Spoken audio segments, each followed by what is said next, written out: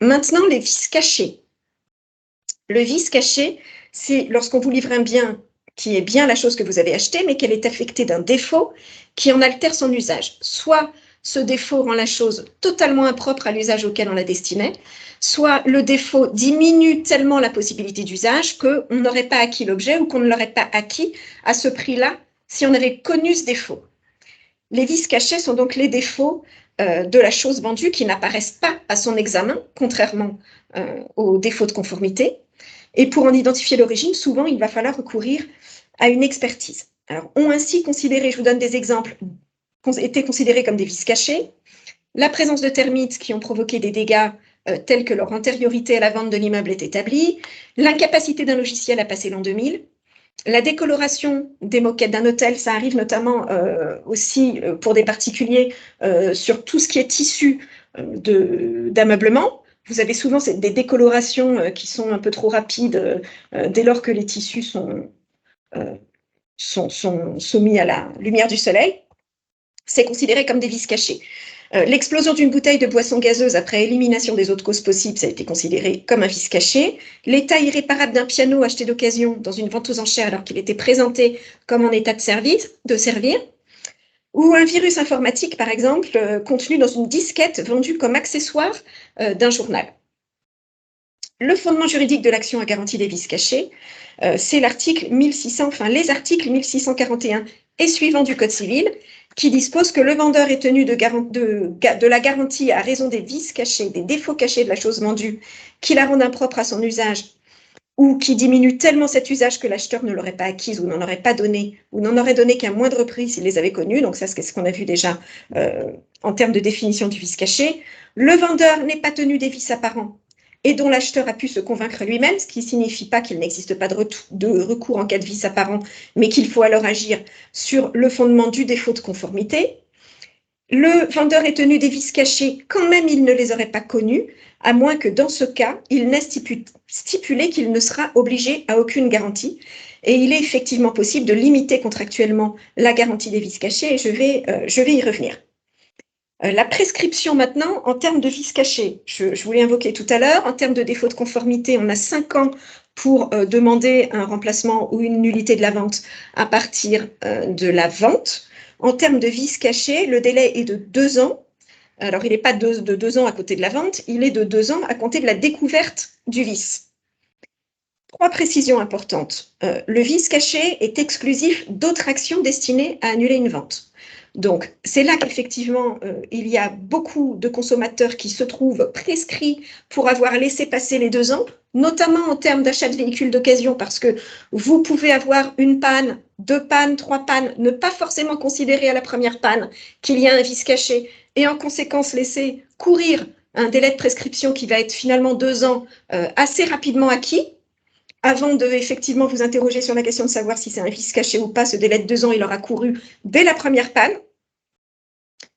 Si vous oubliez et vous laissez passer ce délai des 2 ans, vous ne pourrez pas contourner cette exigence de bref délai en invoquant un défaut de conformité, par exemple, si vous êtes encore dans les 5 ans de la vente.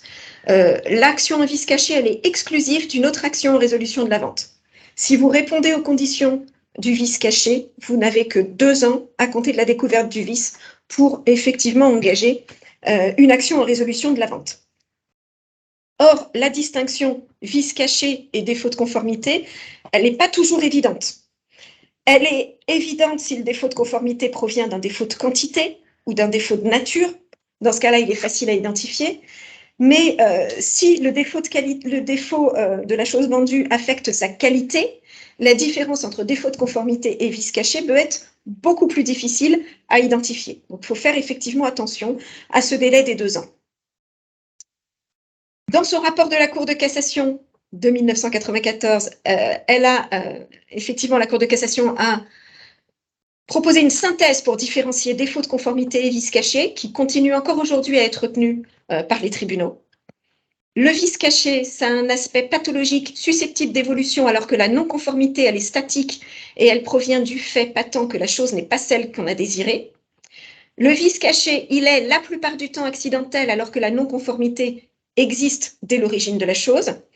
Et enfin, le vice est inhérent à la chose vendue, alors que la non-conformité, elle exige d'être appréciée à la lumière du contrat. Évidemment, pour savoir si ce qu'on vous a livré n'est pas conforme à ce que vous avez acheté, on doit bien évidemment se rapporter à ce que vous avez commandé et au contenu de votre commande, alors que le vice caché, lui, qui rend impropre à son usage une chose achetée, est inhérent à la chose vendue. Donc, effectivement, attention aux achats de véhicules d'occasion, mais ça, je vous l'ai déjà indiqué, qui souvent vont relever des vices cachés et non pas du défaut de conformité, et on va se retrouver prescrit à l'issue du délai de la première panne, 2 ans à compter d'une première panne. Le vice caché est exclusif d'autres actions destinées à annuler une vente, mais par contre, il n'est pas exclusif d'actions en dommages et intérêts si vous avez subi un dommage en raison de ce vice.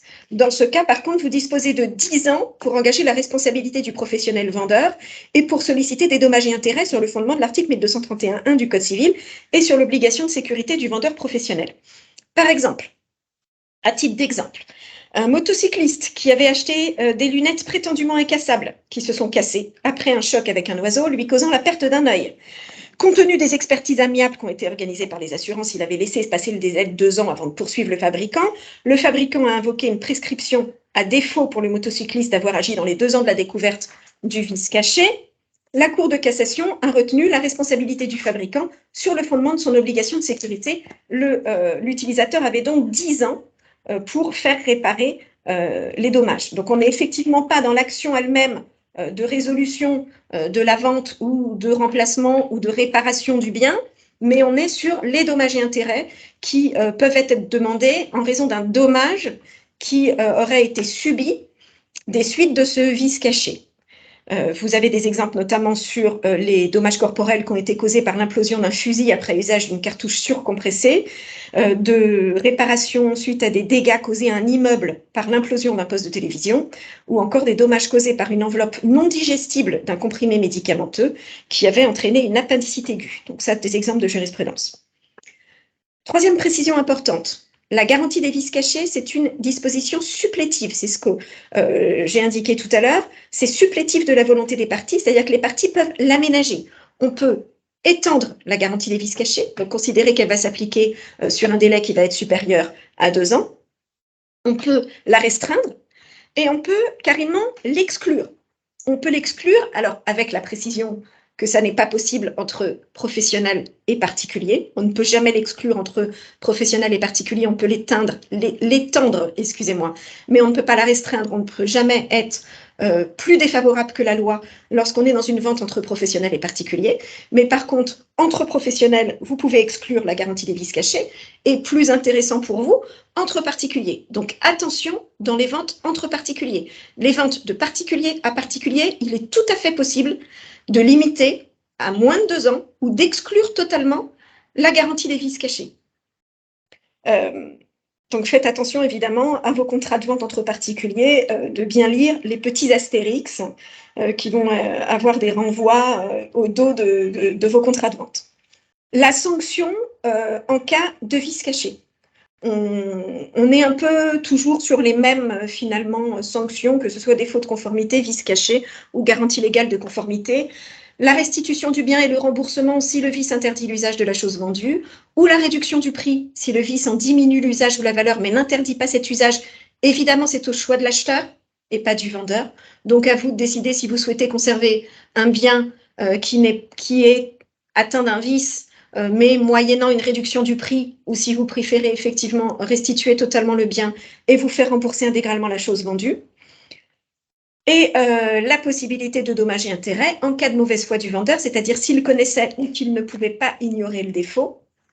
Et ça, c'est effectivement sur la garantie des vices cachés. Ça n'interdit pas ce qu'on vient d'évoquer, c'est-à-dire les dommages et intérêts en cas de préjudices qui sont liés à l'usage de cette chose et à l'existence de ce vice.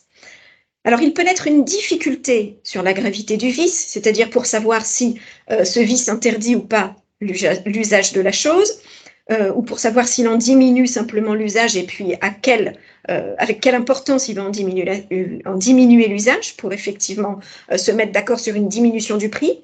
Dans ce cas, c'est le juge, en cas de contestation, qui apprécie si le vice est suffisamment grave pour justifier une garantie ou une diminution du prix et à quelle hauteur, mais en fonction des caractéristiques objectives qui pouvaient être attendues de la chose vendue. Je vous donne des exemples toujours parce que c'est effectivement souvent dans ce cadre-là qui est le cadre de l'achat d'un véhicule d'occasion. Si vous achetez un véhicule d'entrée de gamme ou si vous achetez un véhicule haut de gamme, l'appréciation de la gravité du vice va être effectivement différente.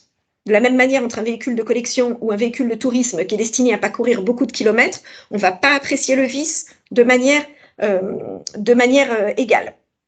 Ou entre un véhicule de faible kilométrage et un véhicule comptant un kilométrage important. Évidemment, sur un véhicule de faible kilométrage ou un véhicule de tourisme destiné à parcourir beaucoup de kilomètres ou un véhicule haut de gamme, l'exigence va être supérieure et donc la gravité du vice va s'apprécier au regard de cette exigence.